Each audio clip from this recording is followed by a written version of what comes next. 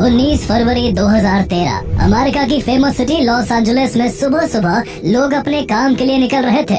सड़कों और गलियों में हर रोज की तरह चहल पहल थी। फरवरी का महीना था, जिस वजह से डाउनटाउन इलाके में कड़ाके की ठंड पड़ रही थी। इस बीच डाउनटाउन के एक पुराने 14 मंजिला सेसिल होटल की छत पर सैंटियागो लोपेज नाम का एक मेंटेनेंस कर्मचारी पानी की टंकी चेक करने पहुंचता है। पिछले कई दिनों से होटल के गेस्ट शिकायत कर रहे थे कि पानी का प्रेशर कम है और उसका स्वाद भी काफी अजीब है।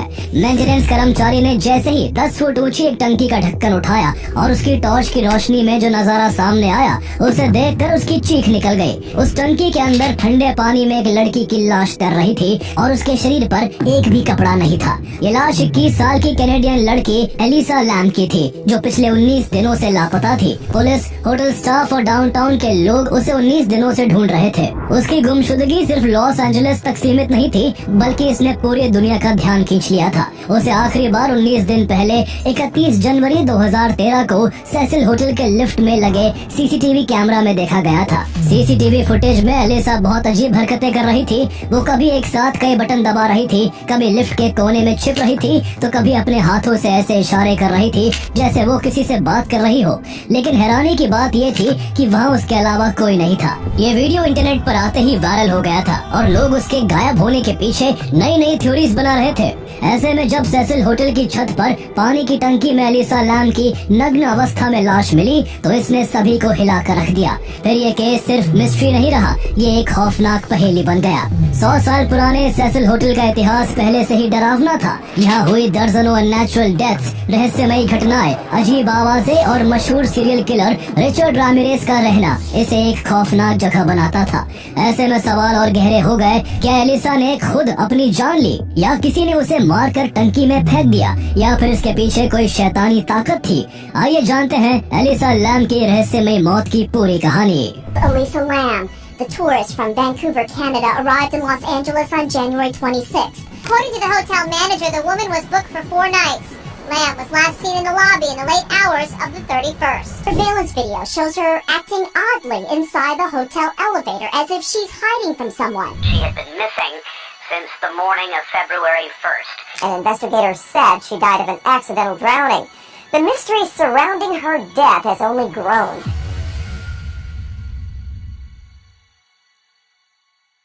एलिसा लैम का जन्म 30 अप्रैल 1991 को कनाडा के वैंकूवर में हुआ था। उसके माता पिता चाइना से आकर यहाँ बसे थे और उन्होंने यहाँ एक छोटा सा रेस्टोरेंट खोला था। एलिसा पढ़ाई में शुरू से ही अच्छी थी और यूनिवर्सिटी ऑफ ब्रिटिश कोलंबिया की स्टूडेंट थी, लेकिन पढ़ाई के साथ साथ उसका दिल क्रिएटिव दुनिया में भी काफी लगता था। उसे आर्ट, फैशन और बुक्स से खास लगाव था। उसे हारुकी मुराकामी जैसे राइटर्स की बुक्स खास तौर पर पसंद थी।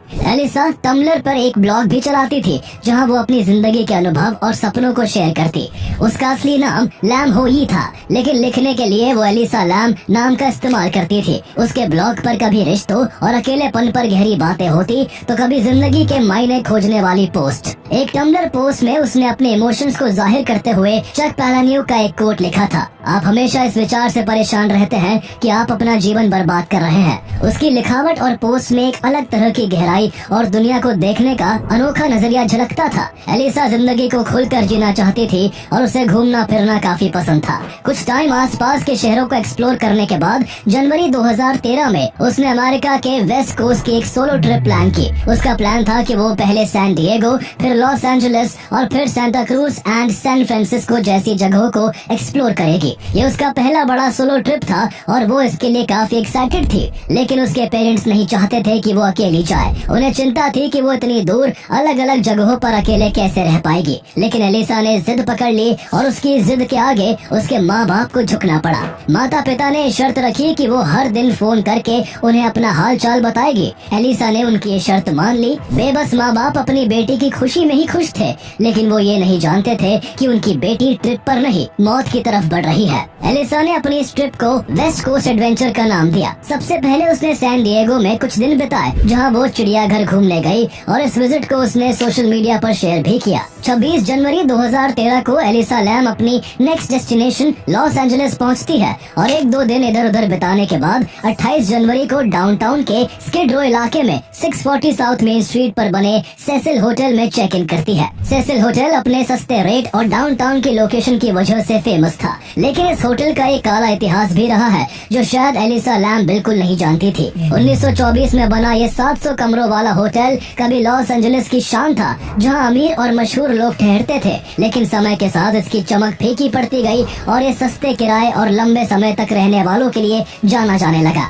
लेकिन इसके साथ ही इसका नाम कई हॉरर और क्रिमिनल इंसिडेंट से भी जुड़ गया। इस होटल में कई आत्महत्याएं, हत्याएं और ज्यादा ड्रग लेने से मौतें हो चुकी थी। 1980 के दशक में रिचर्ड रामिरेज नाम का एक कुख्यात सीरियल किलर, जिसे नाइट स्टॉकर कहा जाता था, इस होटल में रहा करता था। उसने लॉस एंजलिस में 13 से ज्यादा हत्याएं की थी और कई बार वो खून से लथपथ इसी होटल में लौटता था। 1990s में जैक अंटोवीगर नाम के एक और सीरियल किलर का भी ये होटल ठिकाना था।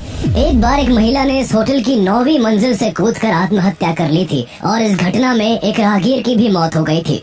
होटल की पूर्व मैनेजर एमी प्राइस के मुताबिक उनके 10 साल के कार्यकाल में यहाँ करीब 80 मौतें हुई थी और गेस्ट अक्सर अजीब आवाजें सुनने या अनकंफर्टेबल महसूस करने की शिकायत करते थे। 2011 में होटल का कुछ हिस्सा स्टे ऑन मेन नाम से रीब्रांड किया गया ताकि उसकी बदनाम छवि को सुधारा जा सके, लेकिन लोकल लोगों और गेस्ट के बीच इसकी डरावनी कहानियां अब भी जिंदा थी। इसके अलावा ये होटल जिस स्किड रो इलाके में था वो अमेरिका की सबसे खतरनाक जगहों में गिना जाता था। यहाँ करीब 50 ब्लॉक्स में 4 से 5 हजार बेघर लोग रहते थे और इस इलाके में क्राइम, वायलेंस और ड्रग्स से जुड़े मामले आम थे। एलिसा ने जिस दिन यहाँ चेक इन किया उस दिन उसको 5वीं मंजिल पर एक शेयर्ड हॉस्टल रूम मिला जो होटल के सस्ते स्टे ऑन मेन सेक्शन का हिस्सा था। वो कमरा दूसरे मेहमानों के साथ शेयर कर रही थी। इस दौरान एलिसा ने एक टम्बलर पोस्ट में लिखा, मैं लॉस एंजलिस आ गई हूँ और मैं जहाँ रुकी हूँ उसके पास में एक बहुत ही अजीब बिल्डिंग है। जब मैं अजीब कहती हूँ तो मेरा मतलब है कि वो कुछ ज्यादा ही चमकदार है। ये 1928 में बनी थी और इसमें आर्ट डेको स्टाइल है, इसलिए ये क्लासी लगती है। मुझे लगता है बाज लर्मैन को द ग्रेट गैट्सबी फिल्म यही शूट करनी चाहिए। एलिसा सेसिल होटल में जिन फीमेल रूममेट्स के साथ रूम शेयर कर रही थी वो उनसे शुरुआत में बिल्कुल नॉर्मल बिहेव कर रही थी, लेकिन 2 दिन में ही उसका बिहेवियर चेंज होने लगा। वो कभी कमरे का दरवाजा बंद करके उन्हें बाहर कर देती तो कभी किसी के बेड पर go away, go home, get out जैसे नोट्स छोड़ जाती। ये हरकतें इतनी अजीब हो गई कि रूममेट्स ने होटल मैनेजमेंट से शिकायत कर दी और इन शिकायतों की वजह से 30 जनवरी को होटल वालों ने एलिसा को एक प्राइवेट रूम में शिफ्ट कर दिया। अपने वादे के मुताबिक एलिसा हर रोज अपने पेरेंट्स से फोन पर बात करती थी और उन्हें अपनी ट्रिप की बातें बताती थी। 30 जनवरी को भी उसने फोन किया और बताया कि वो यहाँ आकर बहुत खुश है और अगले दिन यानी 31 जनवरी 2013 को वो होटल से चेकआउट करके सेंटा क्रूज के लिए निकल जाएगी। लेकिन अगले दिन उसके पेरेंट्स को उसका कॉल नहीं आया। पेरेंट्स ने खुद फोन मिलाने की कोशिश की लेकिन कॉल नहीं लग पाया। उनकी बेचैनी बढ़ गई और 1 फरवरी को भी जब एलिसा से कोई संपर्क नहीं हुआ तो उन्होंने होटल को कॉल किया। वहाँ से जवाब मिला कि एलिसा ने होटल से चेकआउट नहीं किया है, लेकिन वो अपने कमरे में भी नहीं है। ये सुनकर एलिसा के परिवार को डर सताने लगा कि कहीं उसके साथ कुछ गलत ना हो गया हो। घबराए हुए माता पिता ने तुरंत लॉस एंजलिस पुलिस डिपार्टमेंट में उसकी मिसिंग रिपोर्ट लिखवाई और खुद भी उसे ढूंढने लॉस एंजलिस आ गए। पुलिस ने अपनी जांच शुरू की। एलिसा के कमरे में उसका लैपटॉप, वॉलेट और आईडी मिली, लेकिन उसका फोन और कमरे की चाबी गायब थी। पुलिस ने होटल के स्टाफ और मेहमानों से पूछताछ की, जिसमें पता चला कि उसे होटल के आसपास देखा गया था, जहां वो डाउनटाउन की गलियों में अकेले घूम रही थी। आखिरी बार वो द लास्ट बुक स्टोर में देखी गई, जो होटल से थोड़ी ही दूरी पर था। वहाँ की मैनेजर केटी ऑर्फन ने बताया कि एलिसा अपने परिवार के लिए गिफ्ट खरीद रही थी और काफी खुश और फ्रेंडली लग रही थी। इसके बाद वो होटल लौट आई और फिर कोई नहीं जानता कि उसके साथ क्या हुआ। पुलिस ने स्निफर डॉग की मदद से पूरे होटल की छानबीन की। कमरे, बेसमेंट, यहाँ तक की छत भी तलाशी गई, लेकिन एलिसा का कोई सुराग नहीं मिला।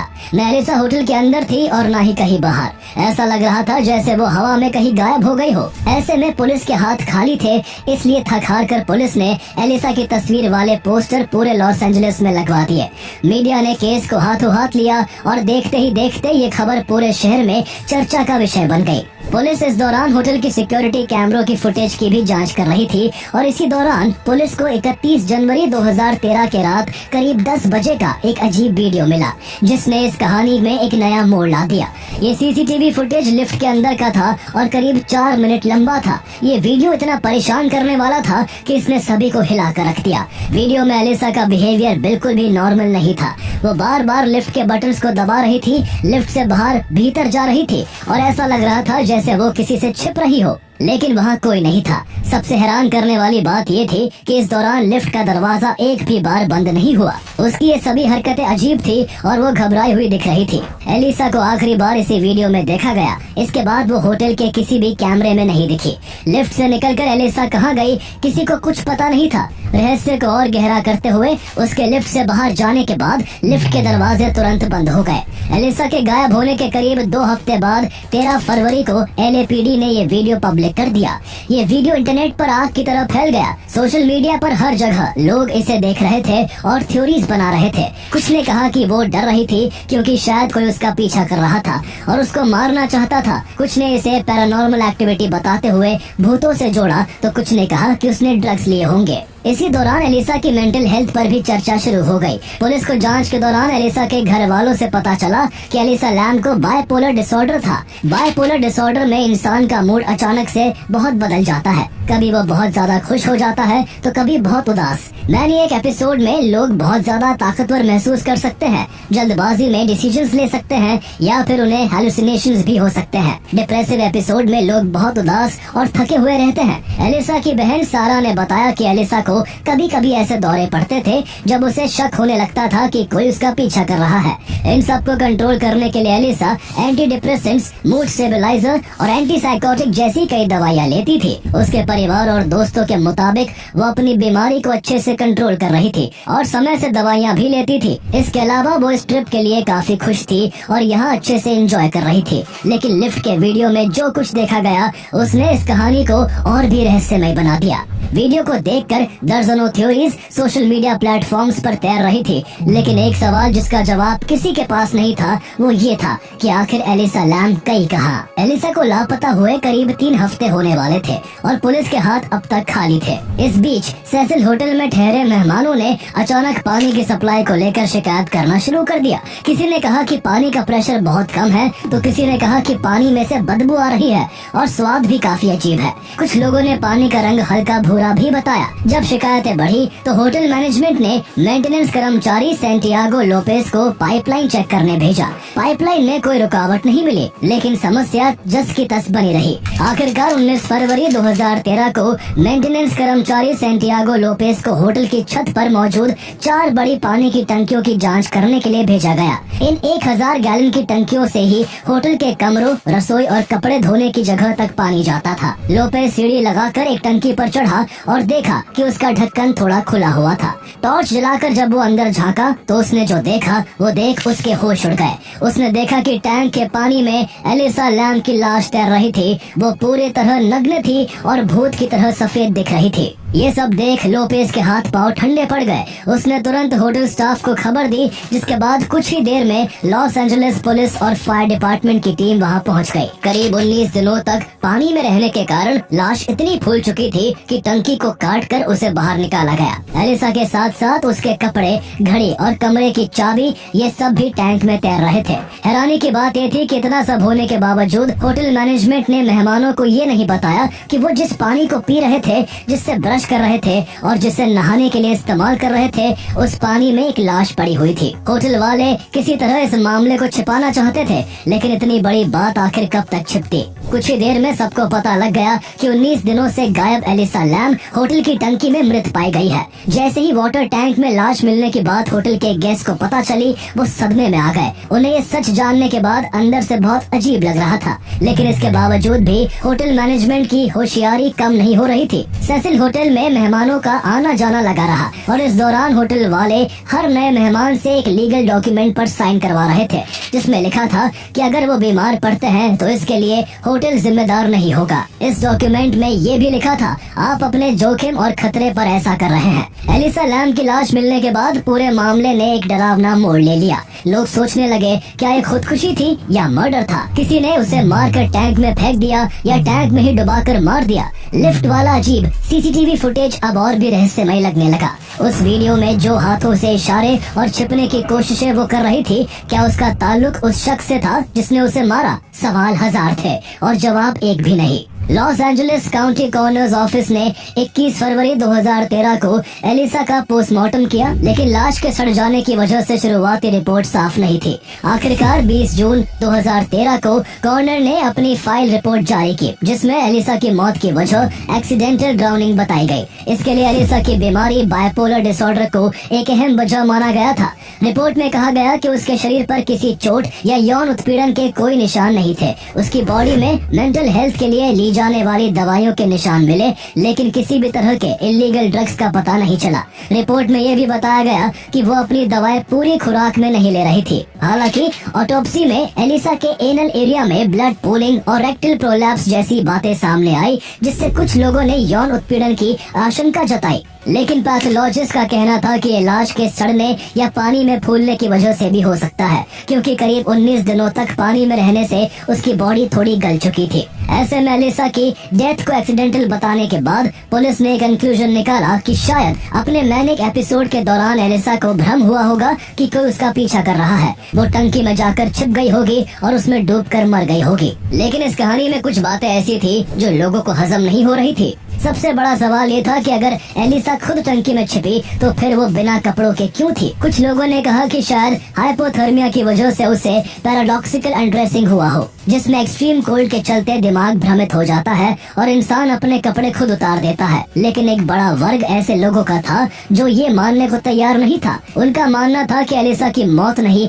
हत्या हुई है और उसे किसी सीरियल किलर ने मारा है। लिफ्ट वाले वीडियो में जिस तरह एलिसा घबराई हुई थी, किसी अदृश्य व्यक्ति या चीज से बात कर रही थी और लिफ्ट के दरवाजे लगातार खुले थे, लोगों को शक हुआ कि शायद वहाँ कोई दूसरा इंसान भी मौजूद था जो कैमरे की रेंज में नहीं आया। छत तक पहुँचने के लिए 2 रास्ते थे।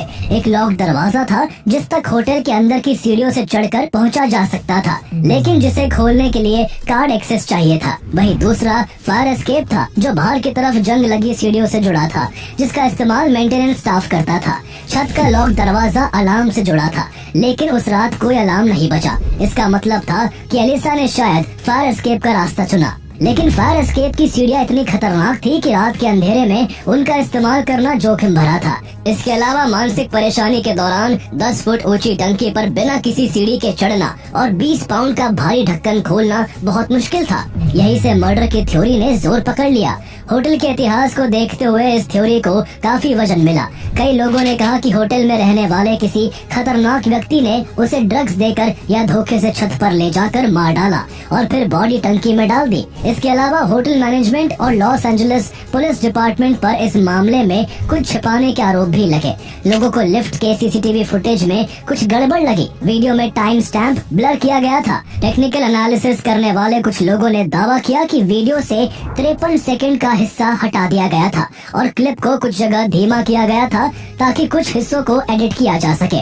इसके अलावा वीडियो में लिफ्ट के दरवाजे इतने देर तक क्यों खुले रहे, इसका भी कोई लॉजिक नहीं समझ आ सका। कुछ लोगों ने यहाँ तक कहा कि होटल स्टाफ खुद इसमें शामिल था, लेकिन लॉस एंजलिस पुलिस डिपार्टमेंट ने इन दावों को खारिज कर दिया और कहा कि वीडियो में कोई छेड़छाड़ नहीं की गई। इसके अलावा पोस्टमार्टम रिपोर्ट पर भी कई सवाल खड़े हुए। बॉडी पानी में काफी दिन तक रहने से गल चुकी थी, जिससे खून की पूरी जांच नहीं हो पाई थी। इस वजह से ये संभावना बनी रही कि उसे कोई ऐसा पदार्थ दिया गया हो जो जांच में न आया हो। साथ ही दुष्कर्म और नाखूनों की जांच में मिले रिजल्ट्स को भी पब्लिक नहीं किया गया, जिससे लोगों का शक और गहराता चला गया। एलिसा के गायब होने और उसकी लाश मिलने के बाद भी पुलिस को उसका फोन नहीं मिल सका। ऐसे में सवाल था कि वो फोन कहीं खो गया या किसी ने उसे जानबूझकर गायब कर दिया ताकि पुलिस तक कोई लीड ना पहुंच सके।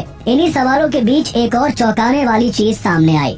एलिसा की मौत के बाद भी टम्बलर पर उसका ब्लॉग लगातार अपडेट होता रहा। कुछ लोग डर गए कि कहीं ये किसी सुपरनैचुरल चीज का संकेत तो नहीं, लेकिन बाद में माना गया कि शायद ये टम्बलर के ऑटो पोस्ट फीचर की वजह से हो रहा था। इंटरनेट पर कुछ लोगों ने एक और शक जताया। कुछ लोगों ने एलिसा की मौत के लिए पाब्लो वर्गारा नाम के एक व्यक्ति पर भी इल्जाम लगाया। वो एक मेटल बैंड का आर्टिस्ट था। एलिसा के गायब होने के कुछ दिनों बाद उसने सेसिल होटल के एक कमरे से अपने नए गाने डाइड इन पेन का टीजर अपलोड किया था, जिसके लिरिक्स में एक औरत के पानी में डूबने का जिक्र था।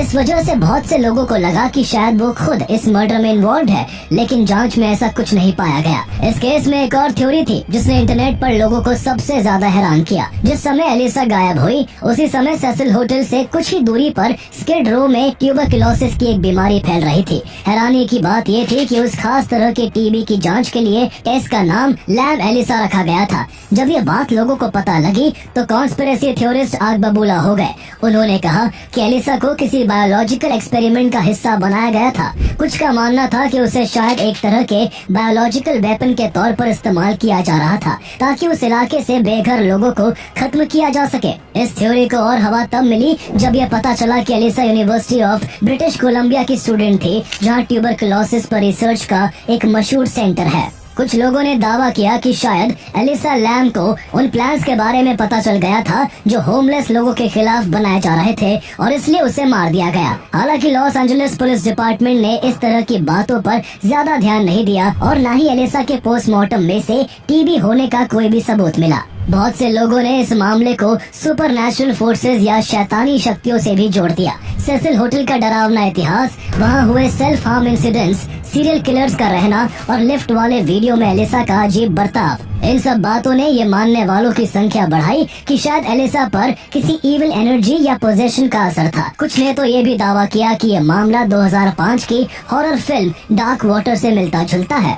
इस फिल्म में एक लड़की की लाश एक अपार्टमेंट की पानी की टंकी में मिलती है जब वहाँ के लोगों को पानी गंदा और अजीब स्वाद का लगने लगता है। फिल्म में उस लड़की का नाम सिसिलिया था, जो इस होटल के नाम सेसिल से बहुत मिलता जुलता है। ऐसा लगा जैसे किसी ने ये पूरा हादसा उसी फिल्म की नकल करके किया हो। लेकिन ये भी उन बातों में से एक है जिसे बाद में सिर्फ एक संयोग माना गया। एलिसा लैम के मामले में एक और अजीब बात सामने आई। द लास्ट बुक स्टोर, जहाँ एलिसा को आखिरी बार देखा गया था, उस बुक स्टोर का पोस्टल कोड V5G4S2 था। जब लोगों ने ये कोड गूगल मैप्स पे डाला तो वो कोऑर्डिनेट्स उस कब्रिस्तान के थे जहाँ एलिसा लैम को दफनाया गया था। ये सब बातें कहानी को इतना गहरा बनाती है कि लोग आज भी यकीन नहीं कर पाते कि ये सब बस इत्तेफाक था। 2021 में ये केस एक बार फिर तब चर्चाओं में आया जब नेटफ्लिक्स की इसी केस पर आधारित documentary crime scene the vanishing at the Cecil hotel release हुई। इसमें होटल की ex manager Amy Price, Los Angeles police department के जासूसों और पत्रकारों के इंटरव्यूज दिखाए गए। हालांकि एलिसा के परिवार ने इसमें इंटरव्यू देने या हिस्सा लेने से मना कर दिया क्योंकि वे उसकी मौत को और ज्यादा सनसनीखेज होते नहीं देखना चाहते थे। उसकी बहन सारा ने एक बयान में कहा कि मीडिया के बार बार इस केस को उठाने से एलिसा की यादों का अनादर होता है और लोग उसे एक इंसान के बजाय सिर्फ एक रहस्य की तरह देखते हैं। एलिसा की फैमिली उस दर्द से कभी नहीं उभर पाई। एलिसा के पेरेंट्स ने सितंबर 2013 में सेसिल होटल पर यह मुकदमा किया था कि होटल अपने मेहमानों की सुरक्षा नहीं कर पाया, लेकिन 2015 में ये मुकदमा ये कहकर खारिज कर दिया गया कि एलिसा की मौत के लिए होटल जिम्मेदार नहीं था और उसकी मौत बियॉन्ड द इमेजिनेशन थी। एलिसा लैम की मौत 21वीं सदी के सबसे उलझे हुए रहस्यों में से एक है। ऑफिशियल रिपोर्ट कहती है कि ये एक्सीडेंटल ड्राउनिंग थी, लेकिन कितने सवाल ऐसे हैं जिनका जवाब आज तक किसी के पास नहीं है। आज भी एलिसा लैम का एक केस सिर्फ एक रहस्यमयी मौत नहीं बल्कि इंटरनेट की सबसे बड़ी अनसॉल्व्ड मिस्ट्रीज में गिना जाता है, जिसे लोग आज भी भुला नहीं पाए हैं। अगर आपको ऐसी ही रहस्यमयी और अनसॉल्व्ड मिस्ट्रीज पसंद है तो आपको मलेशिया एयरलाइंस की फ्लाइट MH370 की मिस्ट्री जरूर पसंद आएगी। साल 2014 में 239 लोगों के साथ उड़ा वो प्लेन कुछ ही मिनटों बाद रेडार से गायब हो गया और फिर कभी वापस नहीं मिला। वो कहानी भी इतनी उलझी हुई है कि दुनिया आज तक उसका जवाब खोज रही है। इसकी पूरी कहानी हमने एक अलग वीडियो में कवर की है, जिसका लिंक आपको डिस्क्रिप्शन में मिल जाएगा।